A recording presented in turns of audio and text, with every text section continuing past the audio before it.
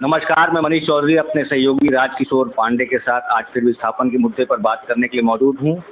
आज हम जिस शख्सियत के साथ बैठे हैं वो स्थानीय नेता हैं और भाजपा के जिला अध्यक्ष श्री रामसुमरन गुप्ता जी। रामसुमरन गुप्ता जी नमस्कार। नमस्कार भाई साहब।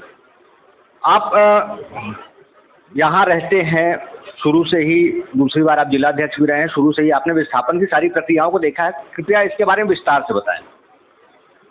देखिए, सबसे बड़ी बात कि विस्थापन तो एक बहुत बड़ा दर्द है ही। ये सत्य है कि अभी तक जो एनसीएल ने विस्थापित किया है वो ग्रामीण क्षेत्र में किया है, जंगल किया है, पहाड़ किया है, और जहाँ भी किया है वो 10 एकड़, 20 एकड़, 25 एकड़, 5 एकड़, 2 एकड़ का विस्थापन किया है। आप एक बार अगर ध्यान से देखेंगे कि जितने भी विस्थापन एनसीएल ने जहाँ भी किए हैं, यहाँ पर 7-8 कई भी कोयल माइनस अपने मध्य प्रदेश में है, एक भी विस्थापित स्थान देखने लायक नहीं है जो स्थापित हो। एनसीएल ने कहीं भी इनको मुआवजा दे करके इनका विकास किया हो या उसको मॉडल के रूप में कहा जाए कि सिंगरौली का विस्थापन इस तरह से है, आप भी विस्थापित हो जाए। अब रहा सवाल कि देश को कोयले की आवश्यकता है, तो जितने ही कोयले की आवश्यकता है देश को, उतना ही आवश्यकता हमारे दृष्टिकोण से यहाँ के जो नागरिक हैं, मानव है, जनमानस है, उनको कोयले से ज़्यादा आवश्यकता इस हमारे देश के, हमारे सिंगरौली की जनता जनार्दन की चिंता करनी चाहिए। मूल विषय तो ये है। आपको याद होगा कि इस समय जब धारा 9 लगने वाली थी तो मैं व्यापार मंडल का अध्यक्ष भी था, आज भी हूँ। उस समय हम लोगों ने सब एक मंच बना करके, और जितने भी ये 2-3 दल इस समय दिख रहे हैं, ये सब साथ में थे और सबकी मंशा थी कि सिंगरौली का विस्थापन ना हो। यहाँ का वातावरण बहुत अच्छा है, यहाँ के बहुत अच्छे लोग हैं, यहाँ के एनसीएल हेड ऑफिस है और यहाँ विस्थापन नहीं होना चाहिए। हमारा सब आपस का भाईचारे का विषय है। हम लोग आगे बढ़े और विस्थापन ना हो करके धारा 9 ना लगे और रुका भी। फिर इसके बाद यहाँ के कुछ लोगों ने अलग अलग मंच बनाए। पहले एक मंच में हुए, फिर 2 मंच बने। अब सब अपने अपने वर्चस्व की लड़ाई लोग लड़ रहे हैं।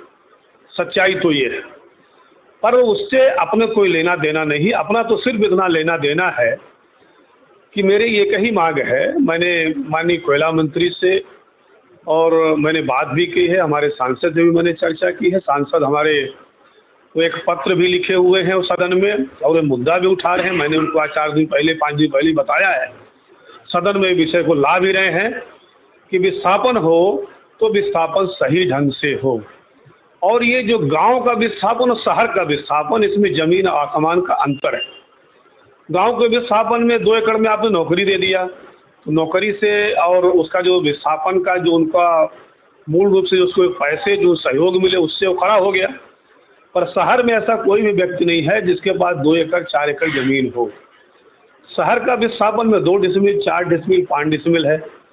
यहाँ की बसाहट पूरी तरह से शहर जैसी है। शहर है, नगर निगम के वार्ड हैं, सारी उनको सुविधा है। यहाँ पर पार्क है, यहाँ पर होटल है, यहाँ पर मेन रोड है, यहाँ पर सामुदायिक भवन है, थाना है, स्वास्थ्य है, सुविधा, ये सारी सुविधाएं यहाँ से लेस है। यहाँ पर महाविद्यालय है, कई विद्यालय हैं। इसलिए मेरा मानना है, नगर निगम है यहाँ पर केंद्र की सरकार की भी योजनाएं हैं, खुद एनसीएल यहाँ पर बैठा हुआ है। इसलिए मेरा मानना है कि इस विस्थापन में अच्छे से विचार करके और यहाँ के विस्थापकों को अच्छी जगह स्थापित किया जाए। अच्छे जगह से स्थापित में मेरा मानना है कि नगर निगम क्षेत्र में हम सभी लोग हैं, तो हम लोगों का विस्थापन नगर निगम क्षेत्र में हो, ये मेरी पहली मांग है। निगम क्षेत्र में हो। हमको ये बताइए कि एनसीएल जिस प्रकार से 20 तारीख को जो रेट लिस्ट जारी किया है कि कलेक्टर गाइडलाइन से आपकी ज़मीनों का आकलन किया जाएगा और पीडब्ल्यूडी के रेट से आपके जो परिसंपत्ति है, जो मकान आपके बने हैं, उसका किया जाएगा। इसके बाद एक पक्ष 24 तारीख को धरना प्रदर्शन के लिए आतुर है और कल एनसीएल मुख्यालय घेरने को लेकर के तमाम रणनीति बनाई जा रही है। वहीं दूसरा पक्ष इस पूरे चीज़ को लेकर आकलन कर रहा है कि किसको क्या मिलेगा। तो आपको क्या लगता है कि ये न्याय संगत है कि जिस हिसाब से एनसीएल अपना रेट जारी किया? देखिए, ऐसा है कि एनसीएल ने अभी जो रेट जारी किया है, मैंने कहा वो ग्रामीण क्षेत्र में, जंगल पहाड़ में जो लिया है, वो जो वो जो PWD का रेट है, जो NCL का रेट है, ये जो कलेक्टर गाइडलाइन उसने कर दिया है। पर सवाल यहाँ यही तो अंतर है कि हम ग्रामीण जंगल पहाड़ का विस्थापन नहीं कर रहे हैं, हम शहर का विस्थापन कर रहे हैं। आज जो एक मकान 1 करोड़ रुपए लगा के बनाया हुआ है, उसको आप उस गाइड से लाइन से देंगे तो 30 लाख 40 लाख में निपट जाएगा वो। और आज अगर हम कहीं 1100 या 900 या 800 जो आप मकान का रेट दे रहे हैं, तो इस रेट में तो हमें कहीं ज़मीन भी नहीं मिलेगी, कहीं मकान भी नहीं मिलेगा। आज यहाँ पर 1500-2000 रुपये स्क्वायर फीट में वेल मेंटेन मकान आपको बने। यही तो सिंगरौली विस्थापन मंच के लोगों का कहना है कि लोगों को बरगलाया जा रहा है, इस प्रकार से कोई रेट नहीं है, साथ में उसका भी जो भी आपके टाइल्स और बाकी चीज़ लगे हुए हैं उन सबका अलग से दिया जाएगा, ऐसा कुछ है? देखिए ऐसा है, आपको अगर विस्थापित करना है और कोयले का उत्पादन करना है तो जो आम जन की मांग है उसको मानना पड़ेगा, क्योंकि ये गांव के लोग नहीं हैं, पढ़े लिखे लोग वहाँ पर नहीं थे, आपने जबरदस्ती जोत लिया। आज भी 10 नंबर वार्ड पड़ा है और 10 नंबर वार्ड में आज भी आप सही ढंग से विस्थापन नहीं कर पाए, ना तो उनको खाली कर पाए ना उनको ज़मीनें दी। आज अगर एक वार्ड में आप 15 साल लगा दिए तो मेरा मानना है कि यहाँ से और वहाँ थाने तक जाने में तो आप 20-25 साल लगा दोगे। 20-25 साल में ये सब स्टे ले लेंगे, हाई कोर्ट चले जाएगा, सुप्रीम कोर्ट चले जाएगा, मेरा मुआवजा इतना बनता है और हमको आपने दिया नहीं। ये तो हमारा अधिकार है ना, हम बरगलाने, किसी को बरगलाने में क्यों आए? हमारा मानना है कि आप मुझे अगर हटाते हो तो ये जो जितने भी सिंगरौली के मार्केट है, जिसके पास जहाँ जितनी दुकानें हैं, पहली बात तो उतनी उनको दुकानें बना को दो। और हमको ये दुकानें हम जंगल पहाड़ में थोड़ी लेंगे, हम नगर क्षेत्र में है, इसे नगरीय क्षेत्र में, हमें नगरीय क्षेत्र में बढ़न में दो। ये आपका काम है, सरकार ज़मीन ढूंढे, विस्थापन करना है तो इसको स्थापित करे। आज और यहाँ पर विशेष पैकेज लाए सिंगरौली को विस्थापन करने के लिए, उस रेट में नहीं, यहाँ विशेष पैकेज लाओ तब यहाँ का विस्थापन करो। इसलिए यहाँ का विस्थापन सरल नहीं है, खाली ये कहने देने से थोड़ी ना। जिनको मुआवजा के लिए घर बनाए हैं और जिनको मुआवजा ही लेना उनका मकसद है, उनके तो कहीं बुलाओ, साइन कर देंगे, वो मुआवजा लेके चल देंगे, क्योंकि वो जमीन में कर्जा लिए हैं, ससुराल से कर्जा लिए हैं, साले से कर्जा लिए हैं, जीजा से कर्जा लिए हैं, अपना जगह ज़मीन बेच करके दूसरे गांव का यहाँ पर उन्होंने सिर्फ मुआवजा के लिए बनाया है। कोई 6 फुट बनाया है, कोई 8 फुट बनाया है। ये भी संगतियाँ हो सकती है। बहुत लोग सरकारी ज़मीन में बसे हैं, उसमें NCL की भी मिली भगत मैं तो मानता हूँ, अन्य कर्मचारियों की मिली भगत है, वो मुआवजा के लिए आतुर है, ले लो, उससे अपने कोई लेना देना नहीं। मैं किसी का मुआवजा रोक नहीं रहा हूँ, और मेरा ये कहना है कि सिंगरौली की जनता जनार्दन के साथ न्याय होना चाहिए, उनको सही विस्थापन का लाभ होना चाहिए, क्योंकि यहाँ 50,000 लोग पड़े हुए हैं। यहाँ 23,000 परिवार का आकलन तो NCL ने स्वयं कराया है, और 23,000 इंटू आप 4 कर दो आप, तो कितना होता है? 80-90 लाख लोग यहाँ पर रह रहे हैं, उनके बच्चे हैं, और बहुत से ऐसे लोग हैं जो कि मुआवजा लेते लेते रहेंगे कि नहीं दुनिया में रहेंगे। 60 साल के हो गए, 70 साल के हो गए, पूरी ज़िंदगी यहाँ पर बिता दी, उसको विस्थापन का लाभ कैसे दोगे आप? अगर उसको 1 करोड़ मिल भी गया तो क्या करेगा वो? क्या वो व्यापार वहाँ खड़ा कर सकता है जंगल में जाके क्या? तो इस विस्थापन में और ग्रामीण विस्थापन में ज़मीन आसमान का अंतर है। और प्रजातंत्र लोगों को धरना प्रदर्शन करना, उसको तो रोक थोड़ी पाएंगे। धरना प्रदर्शन करे, अपनी मांग करे। और हम लोग जो जिलाध्यक्ष होने के नाते मैं CMD महोदय से चर्चा कर रहा हूँ, मैं सांसद से चर्चा कर रहा हूँ, अपने कोयला मंत्री से मैंने आए थे, हम लोगों ने बात रखी, और अब हम सदन चल रहा है, हम लोग दिल्ली जाएंगे और यहाँ की जो प्रमुख मांगे हैं जो जनहित की है उस मांगों को हम लोग रखेंगे कि हमारा विस्थापन आप करना चाहते हो, सबसे पहले हमारी मार्केट कहीं बसा के बना कर दो ताकि हमारा व्यापार वहाँ शुरू हो, और हमें विस्थापित करना है तो हमारे सही मुआवजा विशेष पैकेज ला करके हमको दो, ताकि हमें नौकरी तो आप दे नहीं रहे हो। हमारे एक घर में 4-4 बच्चे हैं, 3-3 बच्चे हैं, परिवार छोटा है, किसी का बड़ा है, तो सबको रोजगार मिले। NCL कह भी रहा है कि हम देंगे, और अभी स्पष्ट नहीं हो रहा है। लोग डरे सहमे हुए हैं कि जो दूसरे जगह का विस्थापन हुआ है वो विस्थापन देखने लायक नहीं है। इसलिए दूसरे जगह के साथ साथ एक बात और सामने आ रही है कि जैसे कि ये रेट लिस्ट जारी हुई, उसके बाद ये चीज़ का काउंटर किया जा रहा है कि सुलियरी कोल ब्लॉक हो चाहे बंदा हो, आसपास की जहाँ भी विस्थापन हुआ है वहाँ के लोगों को क्या रेट मिला है, उस हिसाब से NCL कुछ बढ़ा के दे रहा है। तो क्या इसे आप नया संगत मानते हैं? देखिए, इसको मैं वही तो कह रहा हूँ कि सुलियरी में क्या हुआ है, अन्य जगह कहाँ हुआ है, ग्रामीण अंचल है, वहाँ वो क्या दे रहे हैं, किस तरह से काम कर रहे हैं, हम लोग भी जानते हैं। जो सच में विस्थापित है जानते हैं, जो 50-50 साल से खेत जोत रहे हैं गांव में, उनके नाम तो ना तो रजिस्ट्री है ना पट्टा है। कई आदिवासी लोग हैं, ज़मीनें तो लोग ले रहे हैं, ठीक है, आज रोजगार की आवश्यकता है, होना चाहिए। उनको क्या मिल रहा है? उनको 2 लाख, 4 लाख, 10 लाख, 5 लाख दे के लोग भगा देते हैं। वो बेचारा गरीब आज भी गरीब सड़कों में घूम रहा है। ऐसे विस्थापन से क्या मतलब है? विस्थापन तो होना चाहिए कि उनका सर्वांगीण विकास हो, उनके बच्चों को पढ़ने के लिए शिक्षा की व्यवस्था हो, उनके स्वास्थ्य की चिंता हो। ये पहले विस्थापित को स्थापित करने की व्यवस्था आप बनाओ। आप कहाँ कर रहे हो? फिर इसके बाद हमसे बात करो ना।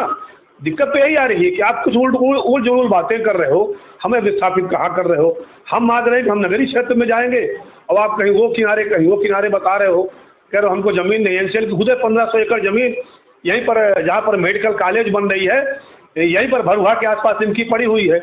वहाँ इन लोगों ने मुआवजा भी, आज भी अधूरा मुआवजा पड़ा हुआ, उसको क्लियर करके आप प्लांटेशन लगाए हुए बहुत सारी ज़मीनों में। आप वहाँ पर हमारी मार्केट बना कर दो ना, हम तो वहाँ जाना चाहेंगे ना, जहाँ रेल की, जहाँ स्वास्थ्य की सुविधा हो, जहाँ हवाई की सुविधा हो, जहाँ जिला मुख्यालय हो। हम अगर यहाँ थे तो यहाँ पर जो हमारी एक कंपनी है एनसीएल का हेड ऑफिस था, इसीलिए हम लोग यहाँ थे, हम लोग उसके सहारे थे। तो या तो आप जहाँ जा रहे हो मुझे यहाँ ले चलो, या आप हम यहाँ हेड ऑफिस बना रहे हमको वहाँ ले चलो, हमें अच्छे से प्लाटिंग करो, हमारी बसाहट करो, आप भी वहाँ प्लान करो। अभी एनसीएल का कोई प्लान है नहीं, हम कहाँ जाएंगे कहाँ नहीं जाएंगे। बस उनका कोयला उत्पादन होता जाए और हम अपने काम में पूरे होते रहे, उनका ये मकसद है। मैं भी ये कहना चाहता हूँ कि आपका कोयला का उत्पादन में रोकना भी नहीं चाहता, क्योंकि देश का विषय है, बिजली की आवश्यकता है। और उसके साथ साथ बिजली और उत्पादन से ज़्यादा महत्वपूर्ण यहाँ सिंगरौली के नागरिक हैं, जिनके लिए आप कर रहे हो कि जितने भी आप उत्पादन कर रहे हो तो जनता के लिए कर रहे हो, उनके सुख के लिए, उनकी सुविधा के लिए। तो हमारी सुख सुविधा को कम ना करें। हमें अगर आपको विस्थापित करना है तो हमें नगरीय क्षेत्र में पहले हमारी मार्केट बसाओ। हम विस्थापित होकर स्थापित कहाँ होंगे, हमारी मार्केट कहाँ जाएगी, हमारे व्यापारियों का रोजगार वहाँ पर बंद न हो, उनका रोजगार खड़ा हो। क्योंकि हम कई नए जगह हम जाएंगे तो हमको 5 साल कम से कम अपना व्यापार खड़ा करने में लग जाएगा। इसलिए मैं इस चैनल के माध्यम से आपसे अपील करना चाहता हूँ कि एनसीएल पुनर्विचार करके और एक हाई पावर कमेटी दोनों दल को बैठ करके और प्रमुख लोगों को बैठ के, सभी राजनीतिक दल को बैठ करके एक विषय में निर्णय होना चाहिए कि विस्थापन जरूरी है। अगर देश को कोयले की आवश्यकता है तो करें, और यहाँ का विस्थापन में विशेष पैकेज ला करके यहाँ के विस्थापन को करने की आवश्यकता है। मैं इस बात से सहमत हूँ। इस कंपनी द्वारा जो नापी की आपके बूढ़ी माई तरफ से नापी में तेजी लाई है, तो इन सारी प्रक्रियाओं के बीच ये नापी को लेकर के बार बार सवाल उठ रहे हैं, इस पर आप क्या कहना चाहिए? देखिए, नापी एनसीएल तो उनको 5 साल के अंदर रिजल्ट देना है। कोई भी सीएमडी आता है वो 2 साल के अपना रिजल्ट देना है। उनको कोयला खोदना है और ये कोयला खोद के 200 से 300 मीटर बढ़ने वाले हैं। इसलिए जो बॉर्डर के एरिया, किनारे के एरिया हैं, 10 नंबर लगभग खाली हो चुका है। थोड़ा बहुत विवाद है वो ठीक कर लेंगे ले दे करके। और जो सरकारी ज़मीनों में किनारे का इन लोग बना लिए, आप देखो खदान के आसपास जहाँ पट्टे की ज़मीन है लोग पहाड़ों में सड़कें बना लिए। उनको तो मुआवजे की आवश्यकता है, जानते हैं कि प्लास्टिक को गिर जाएगा। अच्छा बरसात हो तो कई ऐसे मकान हैं जो ढह जाएंगे। तो ऐसे लोगों को चिन्हित करके वो कर रहा है, उसको पता है कि इनको आवश्यकता है, ये लेके भागेंगे, वो नापी करा रहा है। और बहुत लोग नापी कराने के आतुर भी हैं कि हमें देव जो देना है। हम कर्ज में डूबे हुए हैं, वो मर रहे हैं बेचारे, आज 5 साल 10 साल से यही कर रहे हैं बना करके। तो ऐसे लोगों को चिन्हित करके वो कर रहा है, तो उसको हम लोग रोक भी नहीं सकते, क्या कर सकते हो कर रहे हैं तो। पर जब अच्छे जगह में आएंगे, अच्छे लोगों से बात करेंगे तो निश्चित ही बहुत ज़्यादा अवरोध होगा। इसीलिए कहते हैं कि एनसीएल को एक अच्छा टीम बना करके और प्रबुद्धजनों को लेकर के, जनप्रतिनिधियों को लेकर के एक अच्छे वातावरण की ओर जाना चाहिए, ताकि विस्थापन हो जाए और लोगों का यहाँ पर अच्छे से स्थापन हो सके सबकी सम्मति से। क्योंकि मार्केट है, मार्केट का स्थापन तभी होगी जब इनके लिए अच्छा सा कहीं मार्केट बना के दोगे, नगर निगम क्षेत्र में दोगे, तभी लोग जाएंगे। यहाँ आपका मुआवजा भी ले लेंगे और कोई हाई कोर्ट चला जाएगा, सुप्रीम कोर्ट चला जाएगा, यहाँ पर खून खच्चड़ होगा, मार धाड़ होगा, यहाँ लोग खड़े रहने कुछ नहीं कर पाएगा। क्योंकि जनता से बड़ा कोई नहीं है। जनता को न्याय चाहिए और उस न्याय में हम लोग भी साथ में हैं।